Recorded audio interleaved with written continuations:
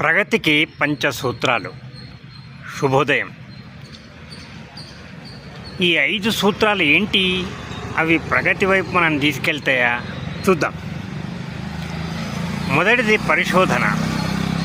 మనం ఎట్లా బాగుపడతాం అన్న విషయం గురించి పరిశోధన చేస్తుండాలి. వేరు మార్గాలను మనం వెతుకుతుండాలి.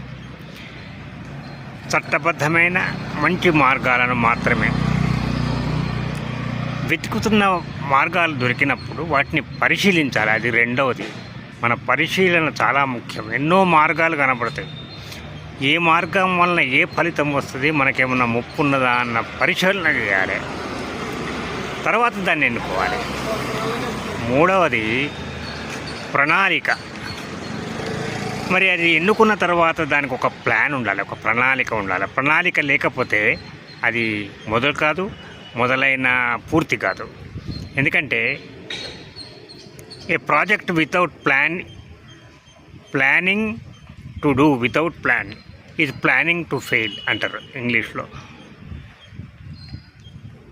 కాబట్టి ప్రణాళిక ఉండాలి. దానికి కావాల్సిన ఏంటి, దాన్ని ఎట్లా మొదలుపెట్టాలి, ఎట్లా కంటిన్యూ చేయాలి, ఎట్లా ముగించాలి అనేటువంటిది అది ప్రణాళిక. ప్రణాళిక ఉండగానే సరిపోదు. ఎంతోమంది ప్లాన్లు వేస్తుంటారు, చేద్దాం, చూద్దాం, అది చేద్దాం, ఇది చేద్దాం, లాభం లేదు. ప్రతిస్పందన, దాని మీద మన ప్రతిస్పందన ఏంటిది? ఆ ప్రణాళికకు ఎప్పటి నుంచి మొదలు పెడదాము, ఎట్లా మొదలు పెడదాము, ఏమేమి వనరులు కావాలి, ఆ ప్రతిస్పందన మరి వెంటనే ఉండాలి. ఆలస్యం చేయొద్దు, బద్ధకం ఉండొద్దు, వాయిదాలు వేయొద్దు. ఇది 4వది. 5వది పట్టుదల. ఎన్నో అపజయాలు కలుగుతాయి, ఎన్నోసార్లు ఓడిపోతాం, ఎన్నోసార్లు కింద పడతాం. మళ్ళీ లేవాలి, మళ్ళీ ప్రయత్నించాలి. మనకు ఫలితం వచ్చే వరకు ప్రయత్నిస్తూ ఉండాలి.